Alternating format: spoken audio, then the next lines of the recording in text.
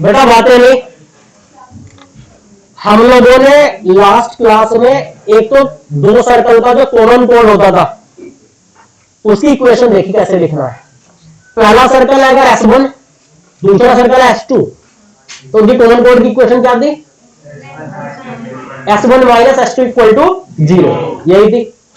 फिर मैंने बोला था अगर मान लीजिए S1 सर्कल ने S2 सर्कल के सर्कमफेरेंस को बाइसेक्ट किया तो इनका जो कॉमन कोड है उसके ऊपर क्या आएगा? दूसरे वाले का सेंटर आएगा। तो पहले कॉमन कोड का मुझसे बोले S1 ने S2 को बाइसेक्ट किया, मैं पहले कॉमन कोड लिखूंगा S1 minus S2 equal to 0, फिर दूसरे वाले सर्कल के सेंटर को इसमें सेटिस्फाई करवा दूंगा कॉमन कोड में। सही बात है भैया, ध्यान आ रहा है? तो इसी से रिलेटेड दो चार क्वेश्चन और देखते हैं। हमने एक क्वेश्चन देखा था बाइसेक्ट से रिलेटेड, है ना बेटा? क्वेश्चन लिखिए, find locus of centre of circle with bisect the circumference of circles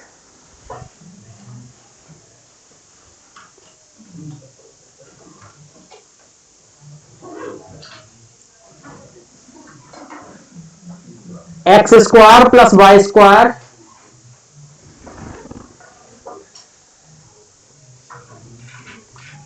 equal to 4 and x square plus y square minus 2x plus 6y plus 1 equal to 0। पहली circle की equation है x square plus y square equal to 4।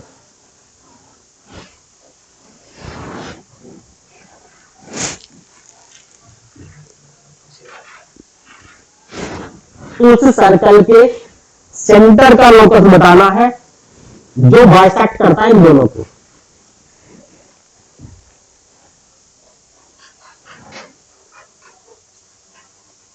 Basic बात आप जानते हैं, जिस point का locus चाहिए उसको तो h कोमा के लेना ही पड़ेगा, बाकी बातें तो बाद में हो सकेंगी।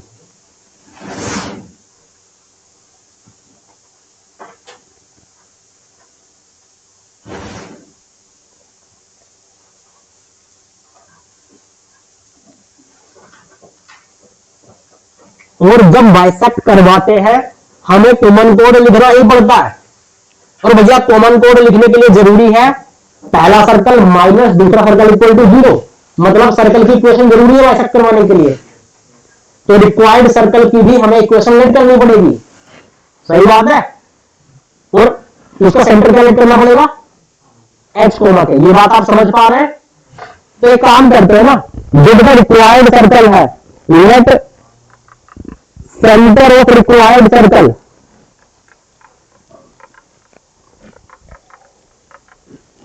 बी एक्स, अगर एक्स कोमा के है ना बेटा, इसका सेंटर का लोकस चाहिए था, मैंने एक्स कोमा के ले लिया। तो इक्वेशन ऑफ दैट सर्कल क्या लिख सकते हैं? इक्वेशन ऑफ सर्कल की भैया सेंटर पता हुआ ऐसा लिखते हैं ना, X minus X one square Y minus Y one square, है ना बेटा? यहाँ सेंटर डाल देते हैं इक्वल टू आर स्क्वायर, उधर रेडियस लिखी जाती है। नहीं पता हमें तो आर स्क्वायर ही लेट कर लो। सेंटर एच के है तो बेटा हमें इक्वेशन एक्सटर्नल लेट करनी पड़ेगी ना, सेंटर दिया होता ऐसे लिखते थे हम। इसका नाम मान लीजिए मैंने रख दिया एस, सर्कल एस। मान लीजिए इस सर्कल का नाम मैंने S1 रख दिया, तो भैया इस सर्कल का नाम मैंने S2 रख दिया।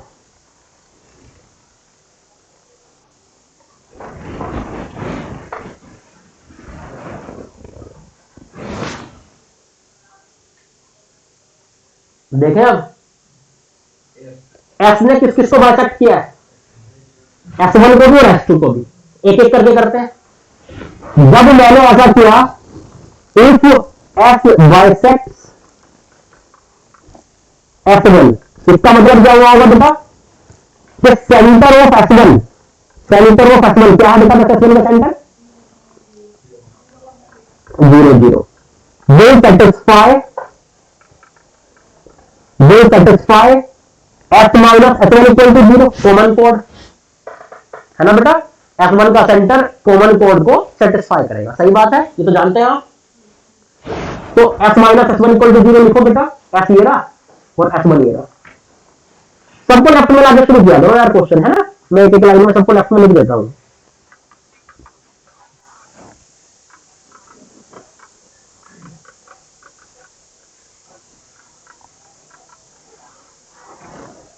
ये तो पहले से लेफ्ट में जब F minus F1 equal to 0 में लिख रहा हूं, दिस माइनस दिस, तो ये हो गया x minus h square plus y minus k square minus r square minus x square minus y square plus 4 equal to 0। ये कितना आ रहा है,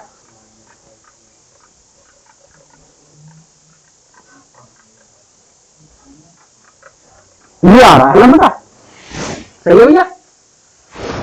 इसको कौन सेटिस्फाई करेगा 0 0।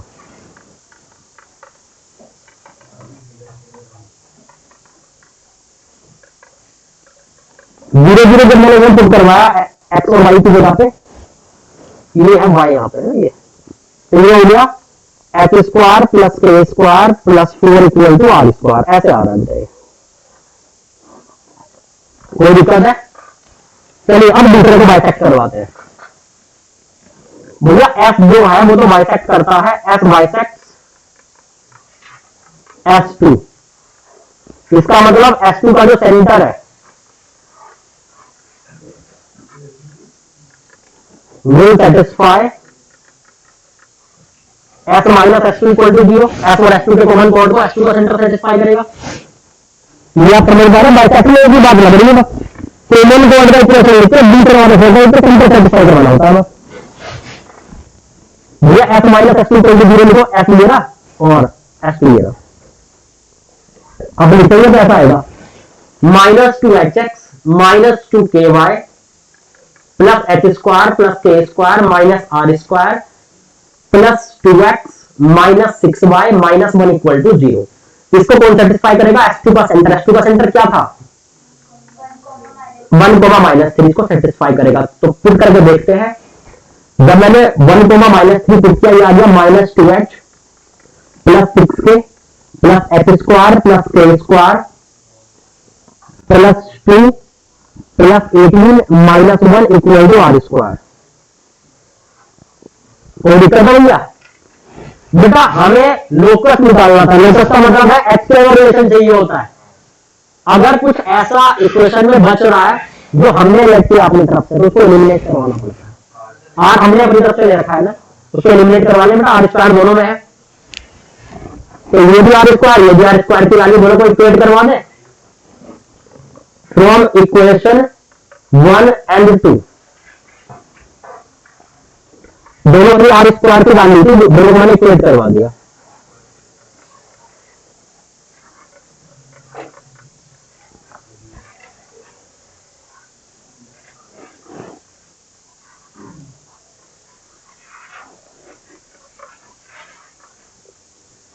ये आ गया भैया 2h minus 6k equal to 15। बस बेटा h को x से रिप्लेस कर दो, k को y से।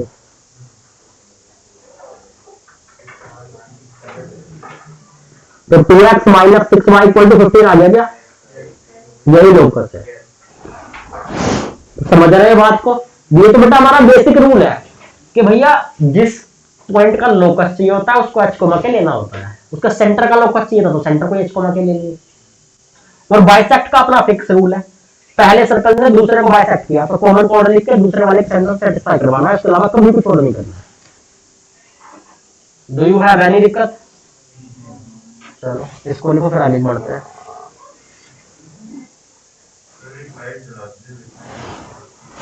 ओके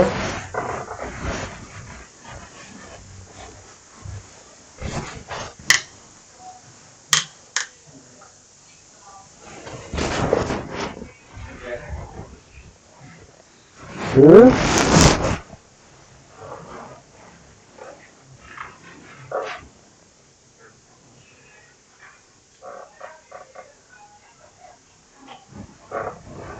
ये लिख लिया हो तो आगे बढ़े। लिख रहे कुछ लोग बाइसेक्ट वाला चक्कर समझ में आ गया होगा, इसके अलावा भी कुछ करवा नहीं वो।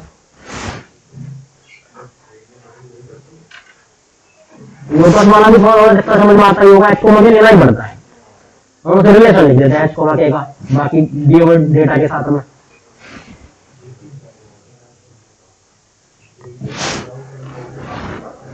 चलो भैया आगे। हाँ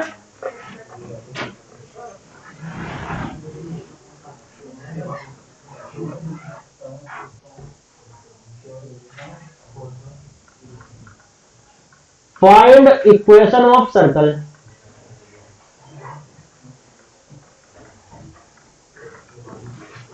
which bisects the circumference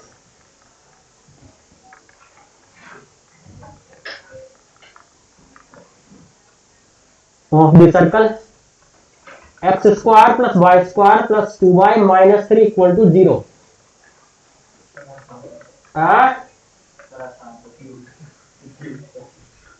अच्छा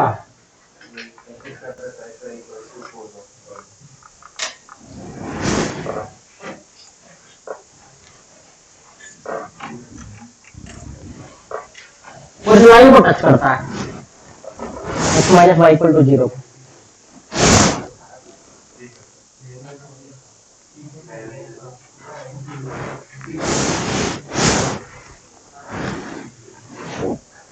बताइए एक लाइन को टच करने वाला याद आ रहा कुछ, फैमिली ऑफ सर्कल में लिखते थे।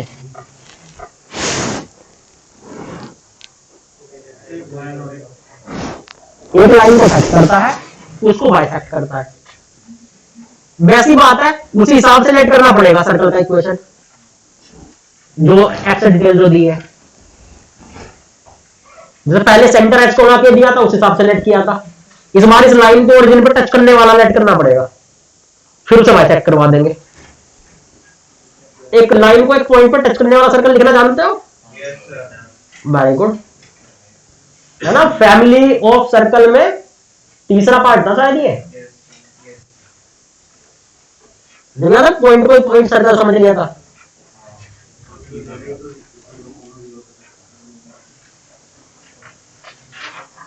ध्यान आ रहा हो तो लिखा हुआ देख लीजिए अपना, उसमें नोटबुक में लिखा होगा, है ना, एक लाइन को टच करने वाला सर्कल कैसे लेट करना है फैमिली ऑफ सर्कल में। चाहे लाइन को टच करने वाला लिखो चाहे सर्कल को टच करने वाला, एक जैसे ही होता था।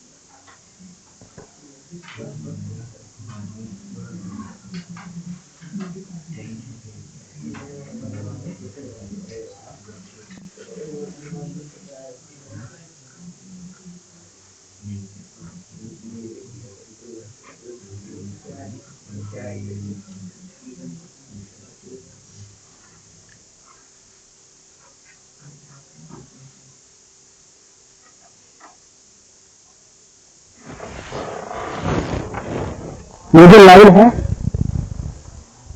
x minus Y equal to 0, इसको ओरिजिन पे टच करने वाला सर्कल चाहिए हमें। बेटा इस पॉइंट पे टच करना है तो पॉइंट सर्कल क्या हो गया इस पॉइंट का? बस रेडियस की जगह 0 रख देते थे, ये पॉइंट सर्कल हो गया हमारा पॉइंट की जगह पे। फिर क्या लिखते थे, ये एक सर्कल आ गया, ये एक लाइन आ गई, दोनों का जगह लिख सकते हैं फैमिली भाई। X square plus Y square, ये तो पॉइंट सर्कल हो गया, plus lambda into line equal to 0। ये let equation of required circle. आपको ध्यान हो, चाहे सर्कल को टच करने वाला मांगे, चाहे लाइन को टच करने वाला सर्कल मांगे, आप क्या करते थे बेटा, आप उस पॉइंट को जिससे टच कर रहा है उसको पॉइंट सर्कल की तरह लिख लेते थे। पॉइंट सर्कल का मतलब है सेंटर वही लेना और रेडियस की जगह 0 रख देना। तो एक सर्कल आ गया, एक लाइन आ गई, दोनों के कॉमन पॉइंट से पास हो रहा है, तो बस circle plus lambda line equal to 0। ध्यान आ रहा है? एक्स्ट्रा क्या बोला इसने? इसने बोला भैया इसको बाइसेक्ट भी करता है इस वाले को, सही बात है नहीं? अबे तो क्योंकि इट बाइसेक्ट्स दिस सर्कल, भैया अगर ये इसको बाइसेक्ट करता है तो क्या होना चाहिए? मान लो इसका नाम मैंने S1 रख दिया, इसका नाम मैंने S2 रख दिया, तो centre of S2 will satisfy S1 minus S2 equal to 0। चलो S1 minus S2 equal to 0 लिखो।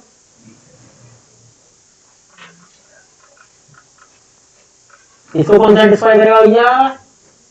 इसका सेंटर मतलब 0,-1 सेटिस्फाई कराओ।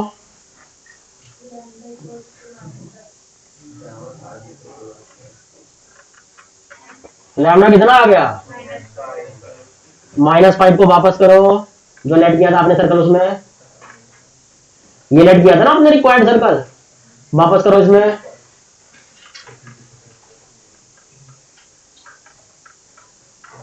यही है equation of required circle. Bisect का तो इतना ही काम है भैया, S1 minus S2 equal to 0 लिखो, दूसरे वाले के सेंटर को सेटिस्फाई करवाना आपको बस, और कोई काम नहीं बाइसेक्ट वाले का। ठीक है, तो फैमिली का ध्यान रखना है ना बेटा, चारों का।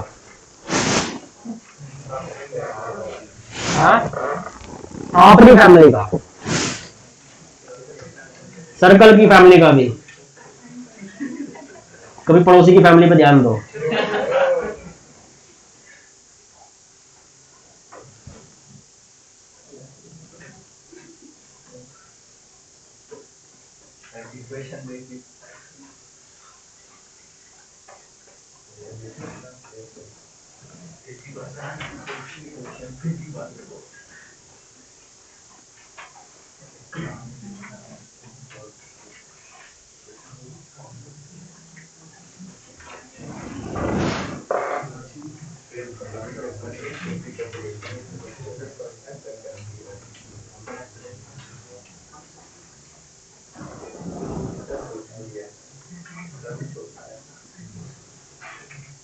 चलिए आगे, नोट कर लिया?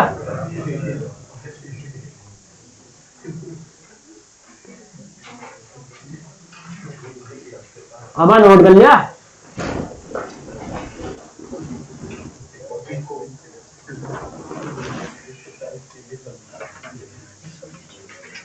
Find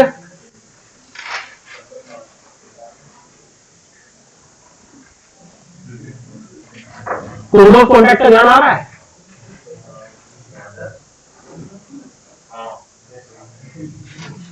find intersection point of tangents, find intersection point of tangents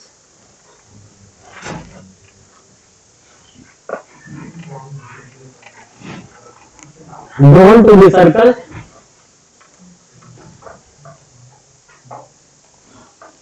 x square plus y square minus 4x plus 6y minus 3 equal to 0 at the intersection points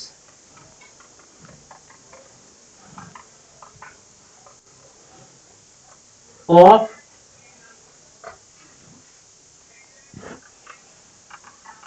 this circle and X square plus Y square plus 4x minus 6y plus 12 equal to 0।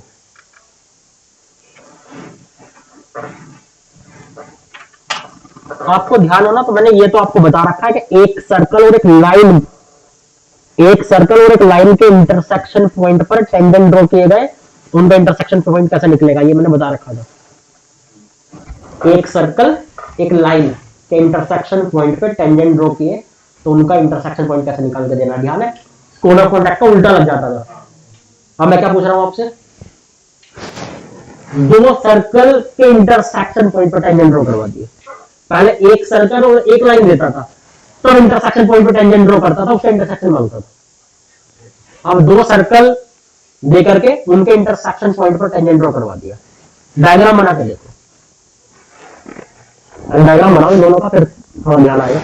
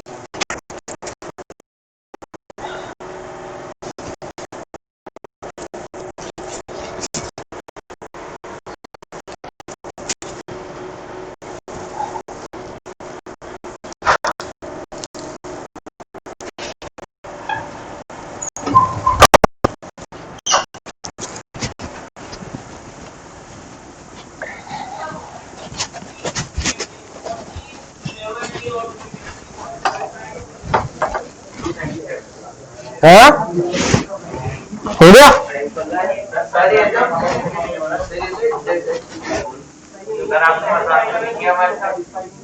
Intersect नहीं कर रहे,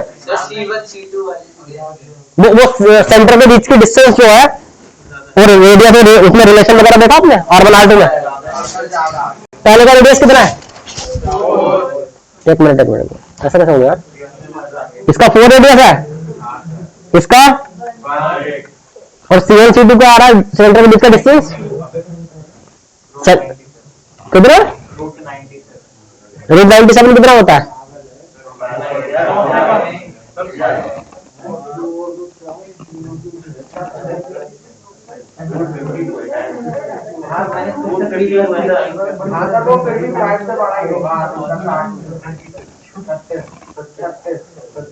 अब तो ये कर लो, minus के plus कर लो, उसमें 6y में वह प्लस कर लो, माइनस था ना मैंने। इंटरसेक्टिंग हो गया।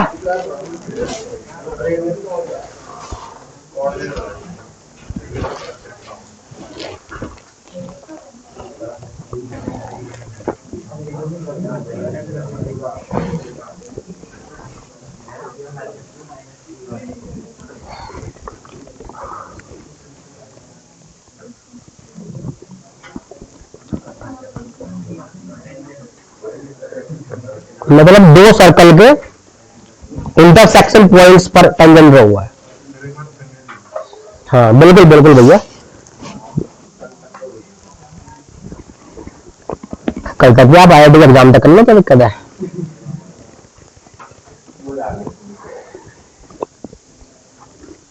कैसे करेंगे कैसे?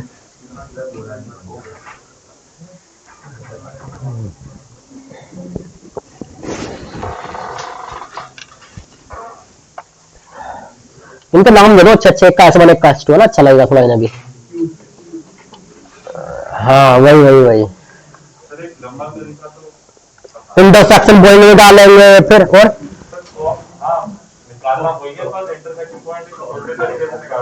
कैसे? पहले दोनों कॉमन कॉर्ड निकालेंगे, फिर इंटरसेक्शन पॉइंट निकालेंगे, फिर टेंजेंट निकालेंगे, वही कहना चाह रहे हो ना, फिर उनका इंटरसेक्शन निकालेंगे। और गिन लो, लिख के रख लो कहीं भी, पूरे कोऑर्डिनेट ज्योमेट्री में किसी 2D कर्व का इंटरसेक्शन पॉइंट मत निकालना कभी, उसका एक दूसरा मैथड जरूर होगा। सही है नहीं? वो ना बताओ तो फिर तो क्लास में बेकार आ रहे हो, है ना? मतलब जब भी आपको ऐसी फीलिंग आए ना, आपके मेथड में, जब भी आपके मेथड में ऐसा आपको लगे कि इस 2D कर्व को सोल्व करके इंटरसेक्शन पॉइंट निकालने की जरूरत पड़ रही है, तो समझ जाना कि दूसरा मेथड लगाना, ये मत लगाना। अब देखिए ध्यान से, हाँ अब ये बेटा मैं देखूंगा अभी, है ना? देखो भाई, मैंने मान लिया बेटा एक सर्कल ये है, ये ऐसे बना है ना बेटा? हाँ पॉइंट्स को लेट करेंगे और फिर उसकी जो कॉर्ड ऑफ कांटेक्ट होगी वो कॉमन वर्ड की। हाँ, वो तो वही तो होना है, वो तो होना ही है।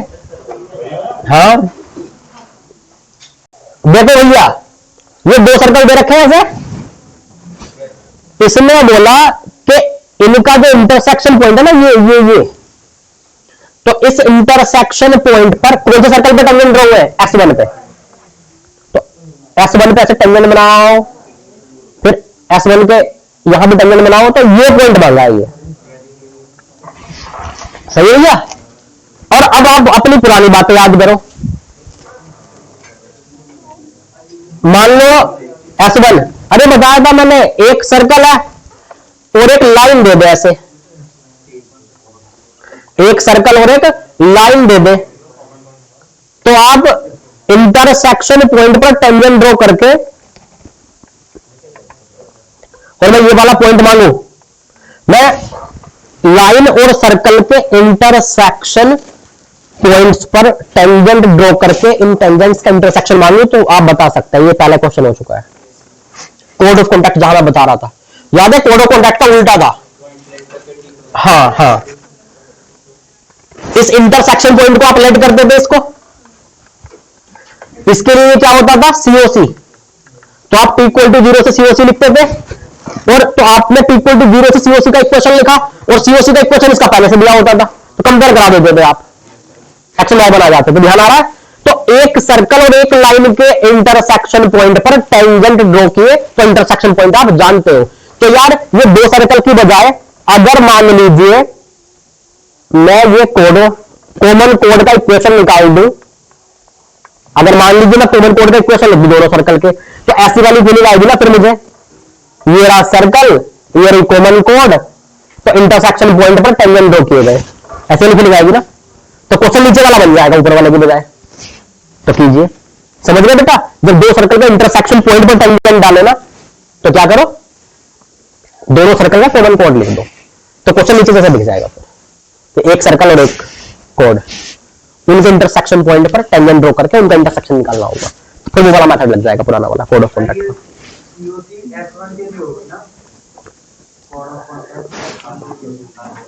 हाँ मतलब जिस पर टेंजेंट ड्रॉ करवाए उसके लिए नो,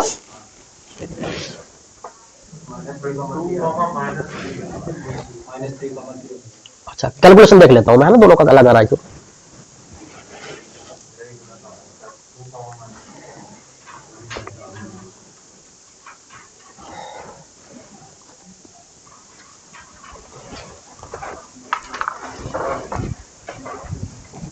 भैया S1 minus S2 equal to 0 क्या आ रहा है वैसे? कॉमन कोड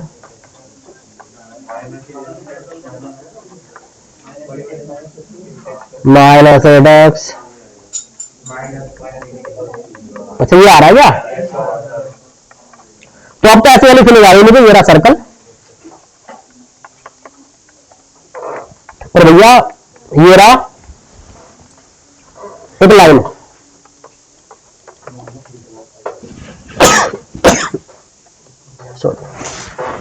और इंटरसेक्शन पॉइंट पर, इनके इंटरसेक्शन पॉइंट पर टेंजेंट देंगे, तो देखिए ये इंटरसेक्शन ये वाला पॉइंट मांगा है इसने, है ना। तो इस पॉइंट को हम क्या लेट कर ले, X and Y one let कर लेते हैं, है ना, ये पहले दिखे ऐसे हमने। तो इस एक्स वन वाई वन का ये क्या लगता है कोड, सीओसी लगता है। तो इक्वेशन ऑफ सीओसी क्या हो गया भैया, T equal to 0, X X one plus Y Y one minus ऐसा प्लस ऐसा ऐसा, है ना भैया। तो एक्स वाले कौन कौन है, एक्स वाले हैं X one minus two, Y वाले कौन कौन है ऐसे, और भैया कांस्टेंट वाले कौन कौन है, minus two X one plus three Y one minus three, है ना। तो ये आ रही भैया हमारी सीओसी की इक्वेशन, जबकि इसका इक्वेशन तो पहले से गिवन है, ये रहा। तो ये दोनों तो सेम कोड को बिलोंग कर रहे हैं ना दोनों इक्वेशन, अरे सही बात है। तो compare equation 1 and 2, compare equation 1 and 2। तो वो a1 upon a2 equal to b1 upon b2 type होता है ना भैया।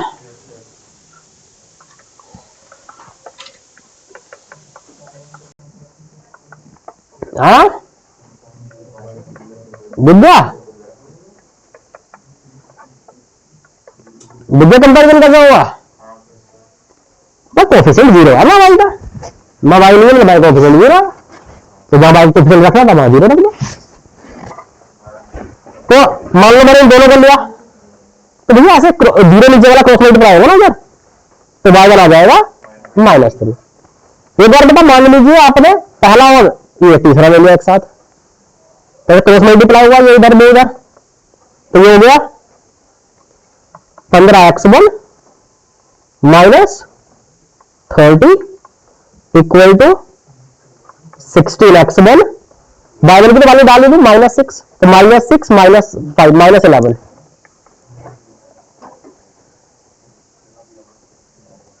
ये 16 और 15 कितने होते हैं, अच्छा अभी भी 31 होता है, और उधर का कितना हो गया 41, नहीं 30 का ऐड होगा उधर क्या होगा 11 में 19, तो x1 की वैल्यू वो हो गई 19/31, तो बेटा ये हो गया पॉइंट, है ना, ये आंसर हो गया। हाँ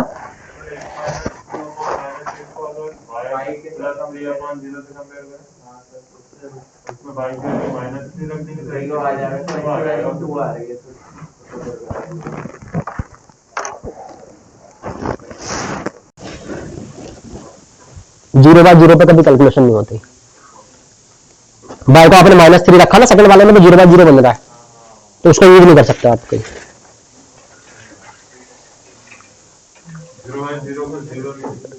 हाँ हाँ 1/0 को तो कैलकुलेट कर सकते हैं, तो मल्टीप्लाई करा के 0 ले जाओ, लेकिन 0 बाय 0 इनडिटर्मिनेट होगा, उसको कभी यूज नहीं करना। पहले y1 की वैल्यू नहीं निकालते हैं, हाँ और फिर करते हैं x1 -2/8 से, तो हाँ सही है, x1 2 आ जाता, फिर y करके दिखाना मुझे, करके दिखाना मुझे बिना y निकाले, पहला और दूसरा को यूज करके। Sir x1 -2/8 is equal to y1 + 3/। हाँ समझ रहे, हाँ सर ये 3y1 -5 है ना, हाँ हाँ -5, तो -5 है, इसलिए वैल्यू अलग आएगी। ये कौन है -3 हो गया, ये 33/7 आएगा। अबे यार अपना राइटिंग नहीं समझ आ रहा,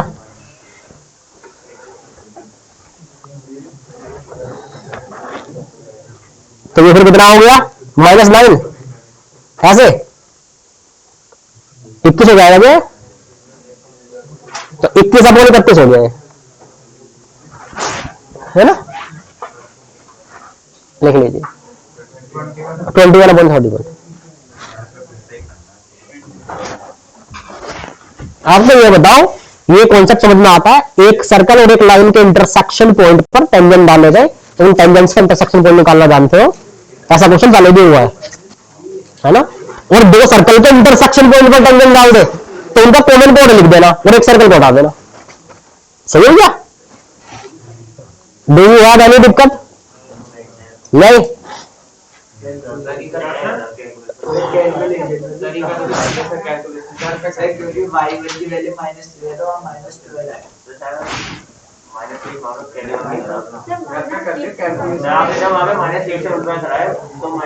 अरे भैया जो भी है समझ गए ना? हाँ, मतलब मैंने मान लिया मुझे मल्टीप्लाई करना नहीं आता, मैं तो कमजोर है, ठीक है? अरे मैथ ही कमजोर है बस, बाकी सब कुछ कमजोर नहीं है ना? हमेशा ऐड करना और मल्टीप्लाई करना नहीं आता बस।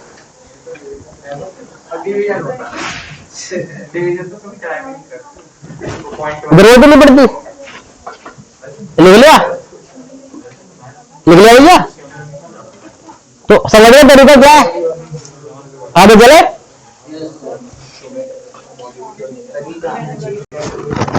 वही तो आपने नाम सुना होगा कभी बेटा, रेडिकल एक्सिस नाम सुना? बेटा क्या होता है रेडिकल एक्सिस? हाँ?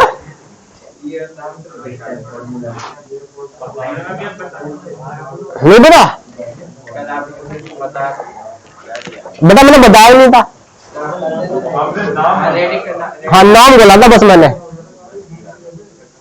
बोला तो आप लोग इतने होशियार थे, एक बार में याद कर लेते हैं आधे लोग तो कम से कम। सुन लो भैया सुन लो, बड़ा इंपॉर्टेंट टॉपिक है रेडिकल एक्सिस, है ना? जैसे कॉमन कोड अपने आप में एक टॉपिक था छोटा सा, उससे बड़ा है थोड़ा रेडिकल एक्सिस, है ना? रेडिकल एक्सिस बेटा एक ऐसे पॉइंट का लोकस है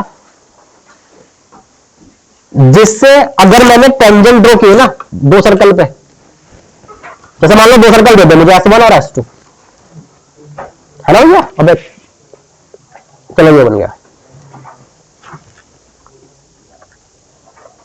तो एक ऐसे पॉइंट का लोकस जहां से अगर मैं दोनों पे टेंजेंट ड्रॉ करूं तो उनकी लेंथ इक्वल आती है हमेशा। मान लो ये रेडिकल एक्सिस है, मान लो ये रेडिकल एक्सिस है ये लाइन, तो इसके ऊपर कहीं भी पॉइंट लूं, मान लो ये ले लिया, इस पे भी टेंजेंट डाली, इस पे भी, दोनों की लेंथ बेटा इक्वल आएगी। हाँ रियलिटी है। हाँ कोई नहीं यहां ले लिया मैंने पॉइंट, तो बोलेगा सर आपने ऐसे ऐसे इधर इधर को लेना चाहिए था, तो ये भी इसके इक्वल ही होगी। इस रेडिकल एक्सिस पे खड़े हो जाओ किसी भी पॉइंट पे, ये मतलब नॉर्मली बीच में से निकल के जाता है अगर दूर दूर सर्कल है ना, एग्जैक्ट मिरर से नहीं लेकिन बीच में कहीं भी, है ना भैया? इसके आगे प्रोबेबिलिटी लिखाऊंगा जिसमें कहां से निकल के जाता है। अभी तो ये सोचो एक लाइन है, रेडिकल एक्सिस एक ऐसी लाइन है जिसके ऊपर कहीं भी पॉइंट लूं और दोनों सर्कल पे एक टेंजेंट डालूं तो उनकी लेंथ इक्वल आएगी, मतलब जितनी इस सर्कल पे टेंजेंट की लेंथ उतनी दूसरे सर्कल की टेंजेंट की लेंथ। नहीं हाँ हाँ हाँ, मतलब इसका डेफिनेशन ही है। अबे सुन लो भैया सुन लो, मैं प्रूव करूंगा ना इसको, चीज को मैं प्रूव करूंगा इस चीज को कि ये पॉसिबल भी है क्या, ऐसी कोई लाइन पॉसिबल भी है जब हम प्रूव करेंगे, मतलब इसको डराइव करेंगे एक्सेस की, रेडिकल एक्सेस की इक्वेशन को। ठीक है, आप तो फिलहाल ये ध्यान रखें हमारे माइंड में ये इमेज बननी चाहिए कि भैया रेडिकल एक्सेस एक लाइन है, क्योंकि आपको पता है एक्सेस का मतलब तो लाइन ही होती है।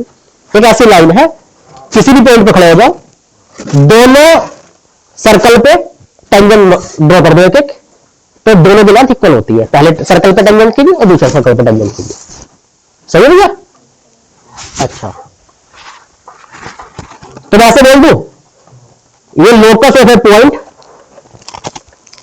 locus of a point from which length of tangent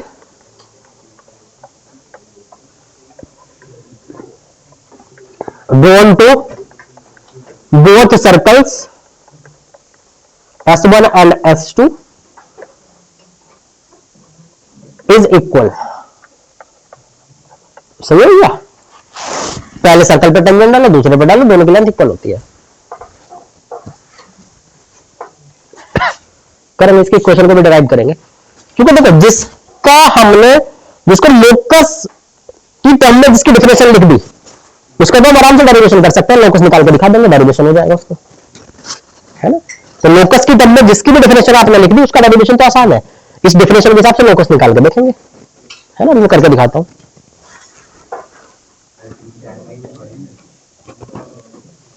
हाँ क्या हुआ?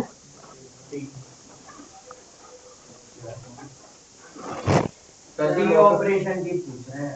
अभी बहुत पुरानी बात हुई थी तो बेटा, अब तो कैसे चलती है देखो।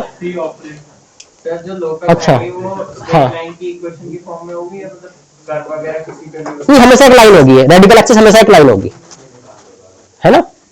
देखो भैया, आवाज सुन लो, लोकस के हिसाब से इक्वेशन निकाल के देखते हैं। मैंने मान लिया कि जो पहला सर्कल है ना S1, मैंने बोल दिया ये X square Y square plus 2gx plus 2fy plus c equal to 0 है। वन नाम दे दो ऐसे, वो S1 पहला सर्कल हो गया है ना। मैंने मान लिया दूसरा सर्कल जो है वो X square plus Y square plus 2g2x plus 2f2x y plus c2 equal to 0 है। मैंने मान लिया ये दो सर्कल है, एक ये रहा एक ये रहा। बेटा मैंने क्या बोला था आपको कि एक ऐसे पॉइंट का लोकस है ये, तो पॉइंट का एक्स को मान लो उसको, जिससे दोनों पर टेंजेंट ड्रॉ हो, उनकी लेंथ इक्वल आती है ना बेटा। बेटा वो लेंथ ऑफ टेंजेंट ध्यान आ रहा है क्या? रूट S1 पॉइंट को पुट करो, रूट ले लो, वही लेंथ होता था टेंजेंट का, है ना। तो मतलब इस पॉइंट से दोनों का टेंजेंट इक्वल है, तो दोनों की लेंथ निकालू, पहले दोनों सर्कल पर डलेगी टेंजेंट्स की। बेटा इस पर क्या हो जाएगा, पुट करा के रूट ले लूंगा, इस पर इसमें पुट करा के रूट ले लूंगा, तो ऐसे हो जाएगा ना, ये एच के पुट करके रूट ले लेंगे इक्वेशन में, ये होगा ना लेंथ ऑफ टेंजेंट। तो इसने ये बोला है क्या कि मतलब root S1 equal to root S2 बोला क्या इसने? अच्छा बेटा फिर इसका स्क्वायर भी इक्वल होगा यार, फिर तो ऐसे हो गया,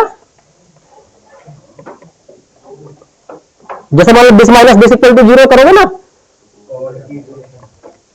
समझ रहे क्या? वो एक्स है ना, वो तो कट गए, एक्स स्क्वायर वाले वाई स्क्वायर वाले तो कट गए। मतलब ये S1 minus S2 equal to 0 क्या है? अच्छा कॉमन कोड भी नहीं होती थी? हाँ यार यही होती थी, कायदे में ये रेडिकल एक्सेस है, वो स्पेशल केस होता है ना कॉमन कोड। हाँ जब दो सर्कल इंटरसेक्ट करते हैं ना, तो रेडिकल एक्सेस ही कॉमन कोड बन गया था, मतलब कायदे में तो ये रेडिकल एक्सेस है, इसलिए तो हम डराइव नहीं कर पाए, तो वहां से इक्वेशन लिखी थी, ये हम डराइव कर पाए, क्योंकि बेसिक डिफिनेशन यहां से ली गई है इसकी। तो S1 पहला सर्कल माइनस दूसरा circle equal to 0 radical axis है। वो रेडिकल एक्सेस क्या है? एक ऐसी लाइन जिसके ऊपर कहीं भी कोई पॉइंट ले लो, दोनों का टेंजेंट डालो, उनकी लेंथ हमेशा इक्वल होती है। सही है क्या? लिख लो। तो अब से रेडिकल एक्सेस का जब भी इक्वेशन लिखना होगा तो पहला सर्कल माइनस दूसरा सर्कल इक्वल टू 0। और एक बात आपको याद है, हमने जितने भी डेरिवेशन देखे हैं सब में एक्स स्क्वायर और वाई स्क्वायर का कोफिशिएंट बनना चाहिए, तब देखे हैं, है ना। तो शुरुआत वहीं से करते हैं।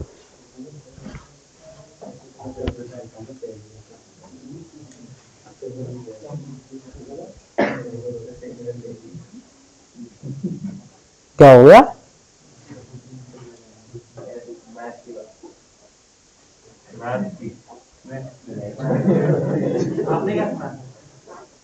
सुना ही नहीं, तुम तो पूछ रहा हूं। अच्छा ये तो गलत था क्या, सुन ही नहीं सकते थे? अच्छा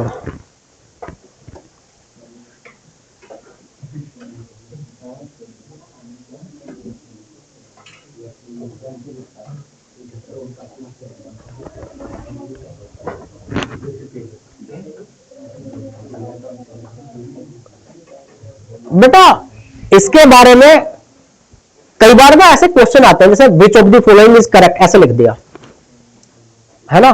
कभी दो सर्कल दे दिया आपको, बोलेगा इन दोनों सर्कल में ना कॉमन कोड ही रेडिकल एक्सेस है, कॉमन कोड ही रेडिकल एक्सेस है, तो वो इंटरसेक्टिंग हुए तो कॉमन कोड रेडिकल एक्सेस सेम हो जाएंगे। जैसे पिछला क्वेश्चन नहीं, अगर उसमें जैसे C1 C2 R1 R2 निकाल भी सकते हैं। हाँ बस वो C1 C2 और R1 और R2 में रिलेशन से पता लग जाता है।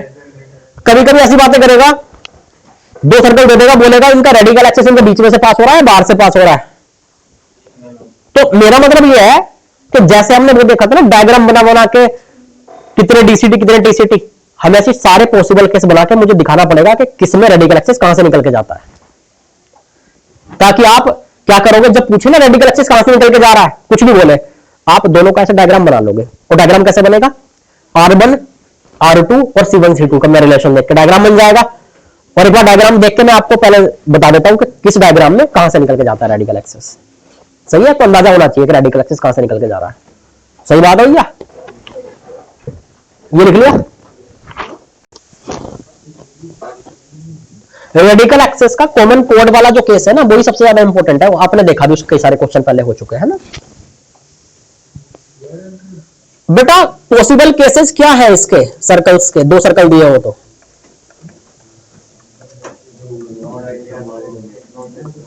कभी ऐसे वाले, कभी थोड़ा और पास आए, हाँ चिपक गए, थोड़ा और पास, और थोड़ा ज्यादा पास आ गए, एक दूसरे में समा गए, और थोड़ा पास, है ना, सेंटर से इनके पास आते जा रहे हैं, और फिर सेंटर सेम हो गया। हाँ दोनों के सेंटर सेम हो गए।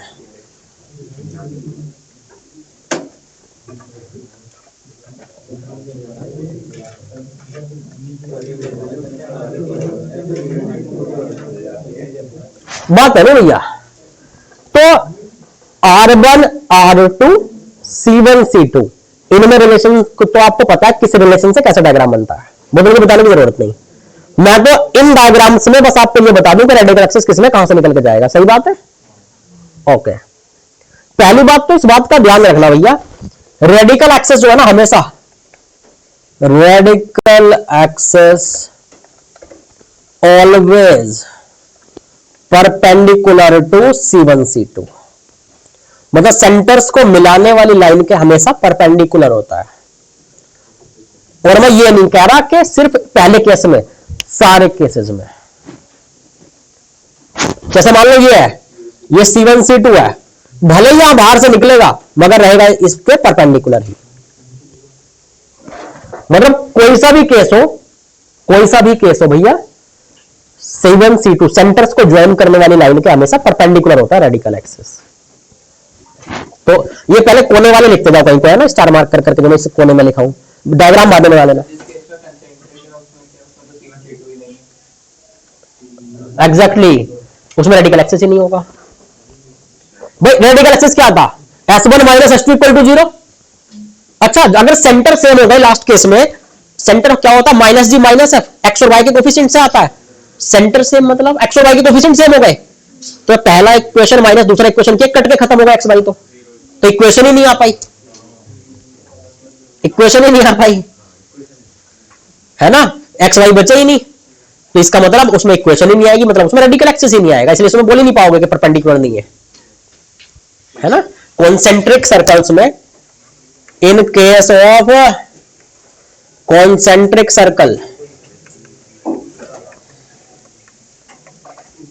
Radical axis is not possible.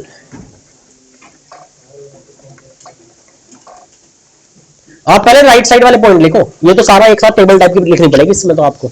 आप पहले राइट साइड वाले जो स्टार मार्क करके लिखा रहा हूं ना, पहले वो लिखो कहीं को, है ना।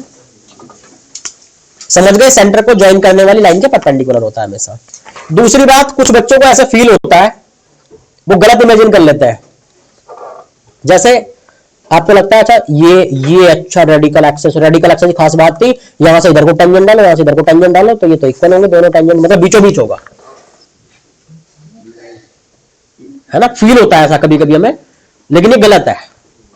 हमें ऐसा लगता है ना बीचों बीच अगर रेडिकल एक्सेस हुआ तभी तो टेंजेंट इक्वल हुए होंगे, ऐसा नहीं है लाला। मतलब रेडिकल एक्सेस need not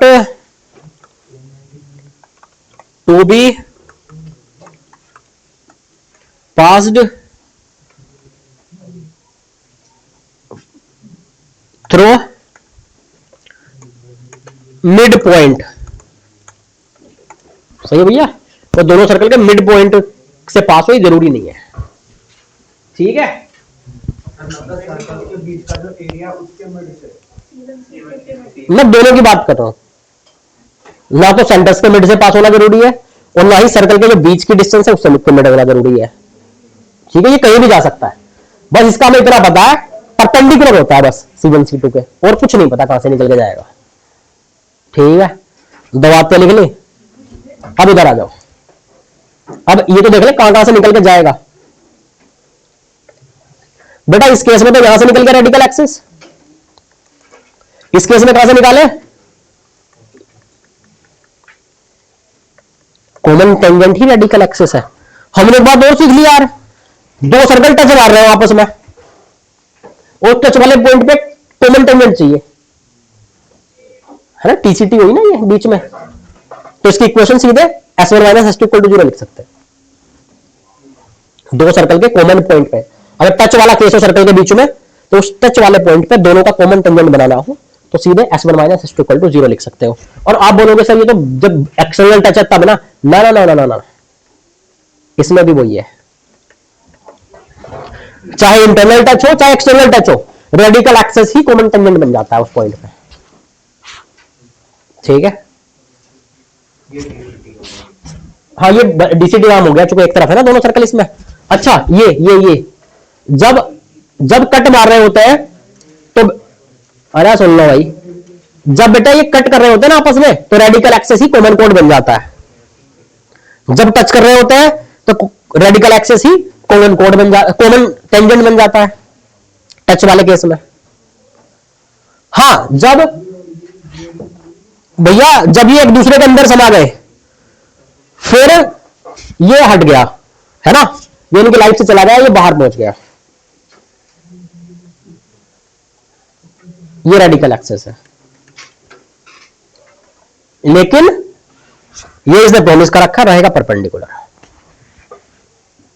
चाहे रेडिकल एक्सेस बाहर हो चाहे रेडिकल एक्सेस अंदर, चाहे वो टेंजेंट बन रहा हो चाहे वो कॉमन कोड बन रहा हो, हमेशा C1 C2 को ज्वाइन करने वाली लाइन के परपेंडिकुलर ही होता है, फिक्स है। सही है भैया। तो कई बार ना एक्चुअली ऐसे आ जाता है, जैसे मान लो आपसे बोला गया कि रेडिकल दो सर्कल दे दिए, उसमें कहीं एक जगह पे ABCD कुछ भी एक वेरिएबल दे दिया, बोला ये दो सर्कल जो है भैया इनमें जो रेडिकल एक्सेस है वो इन सर्कल्स को मीट नहीं करता, ठीक है, मतलब वो आउटसाइडर है, वो बाहर से निकल के चला जाता है रेडिकल एक्सेस। तो बताओ ए की वैल्यू क्या होगी। तो पहले बात हम समझेंगे, अच्छा दो सर्कल है रेडिकल एक्सेस बाहर से निकल के जाता है, इनको मिलता भी नहीं है, तो कौन सा केस हुआ, सेकंड लास्ट। और ये केस में क्या होता है, C1 C2 less than R1 minus R2 का मोड, है ना, और 0 से बड़ा, तो वो कंडीशन लगा के इनइक्वालिटी लगा के एक ही वैल्यू निकल के आ जाएगी। तो मतलब ये है कि रेडिकल एक्सेस दे तो उसकी डिटेल को देखते हुए हमें डायग्राम ध्यान आना चाहिए। सही है भैया। तो डायग्राम ध्यान आए तो हमें R1 R2 और C1 C2 की कंडीशन याद आनी चाहिए जो हमने वो DCT TCT के टाइम पे लिखी थी। इन सभी डायग्राम के लिए हमने कंडीशन लिख रखी है R1 R2 और C1 C2 की, लिख लीजिए इनको, ऐसे बना लीजिए, तो आपको ये अंदाजा होना चाहिए रेडिकल एक्सेस कहां से निकल के जा रहा है। ये बताइए लास्ट वाला जो केस था उसमें जो समझ में आ गया कि रेडिकल एक्सेस नहीं बनेगा, डायग्राम के सही समझा दीजिए। टेंजेंट की लेंथ इक्वल है। हमने तो डायग्राम देखा ही नहीं, हमें तो एक ही बात याद है, हमें बात याद है कि लोकस उस पॉइंट का जहां से डलने वाले टेंजेंट क्या हो जाए, इक्वल लेंथ के। सही है। और भैया मतलब root S one equal to root S two, वो पॉसिबल ही नहीं है कभी, क्योंकि वो कट काट देगा ना सारे एक्स और वाई।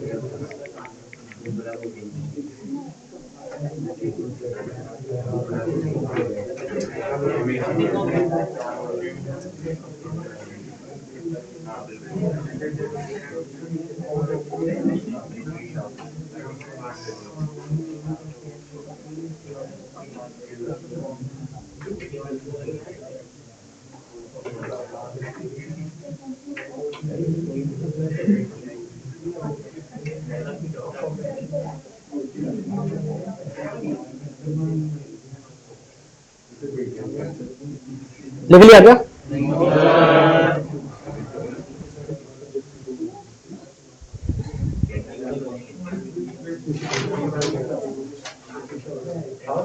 अभी तक कैसा लग रहा है सर्कल? हाँ हाँ, हो सकता है कल खत्म हो जाए।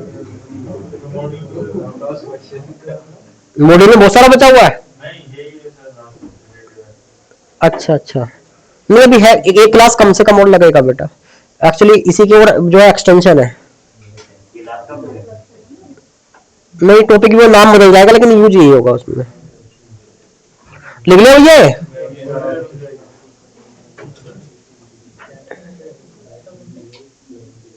इसके बारे में दो बातें तुमने लिख ली रेडिकल एक्सेस के बारे में,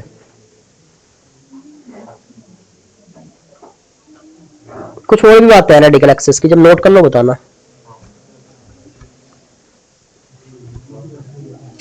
अच्छा, रेडिकल एक्सेस से दोनों पर टेंजेंट डाले तो इक्वल लेंथ होती है। अच्छा, दो सर्कल के बीच में काम करो, दो सर्कल के बीच में रेडिकल एक्सेस बना के देखो और कॉमन टेंजेंट बना के देखो जरा, एक दोनों सर्कल का कॉमन टेंजेंट एक बना के देखो।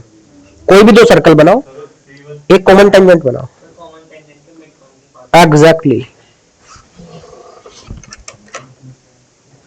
जैसे मान लीजिए दो सर्कल है बेटा, ये मान लो कोई कॉमन टेंजेंट है ना, कोई भी एक बना दी मैंने, चाहे डीसीटी बनाना टीसीटी कोई फर्क नहीं पड़ता।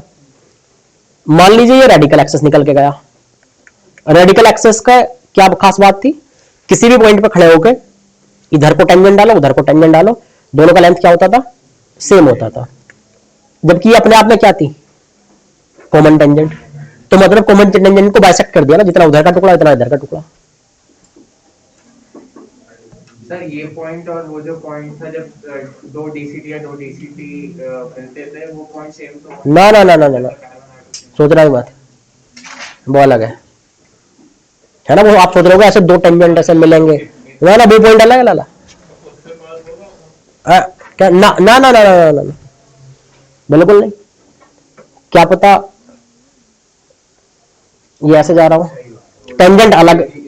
हाँ हाँ, वो टेंजेंट अलग इंटरसेक्ट करेंगे, ये रेडिकल एक्सेस अलग होगा। सही है भैया। तो मेरा मतलब सिर्फ इतना सा है कि बेटा कॉमन टेंजेंट जो होती है ना, उसको ये बाइसेक्ट करता है रेडिकल एक्सेस, है ना, जितना इधर वाला उतना उधर वाला। Radical axis bisects the common tangent।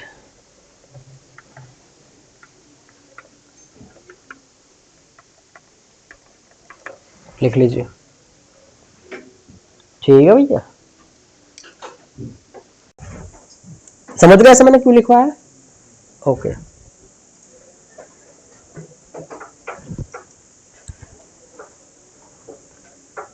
तो मॉड्यूल होगा किसी के पास? कहाँ तक डिस्कशन हो गया था मॉड्यूल का?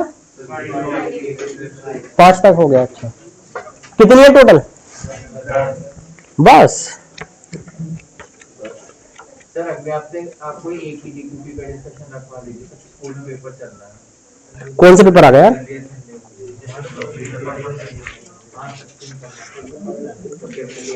तो पढ़ के जाना पड़ रहा है क्या?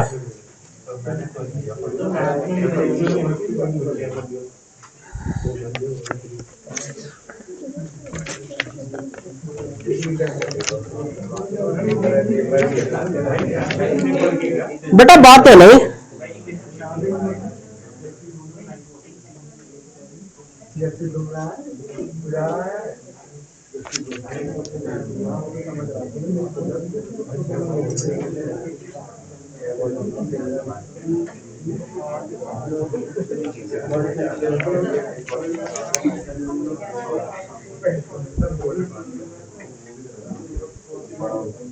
बेटा स्पेशल डीपीपी 8 तक कर पाएंगे, स्पेशल डीपीपी 8 तक कर पाएंगे आज के लेक्चर के बाद। 8 तक। और कल वाला जब हो जाएगा तो फिर 9 और 10 को भी कर लेंगे। सही है, तो आप इसको अटेम्प्ट करते रहो बेटा। तो पैरेलली करते रहते हैं ना सोल्व, पैरेलली सोल्व करते रहते हैं ना, तो समझ में अच्छा आता है। बाद में चीजें भूल जाते हैं हम लोग, है ना। ये भी ध्यान नहीं आता किस तरह अप्लाई करना है। उसी दिन जाके 1-2 क्वेश्चन हो जाए तो थोड़ा अप्लाई करने की आदत हो जाती है उस कॉन्सेप्ट को, है ना। इसलिए करते रहा करें रोजाना थोड़ा थोड़ा। तो बाकी फिर आज की सभा यही समाप्त करते हैं, है ना। मिलते हैं कल।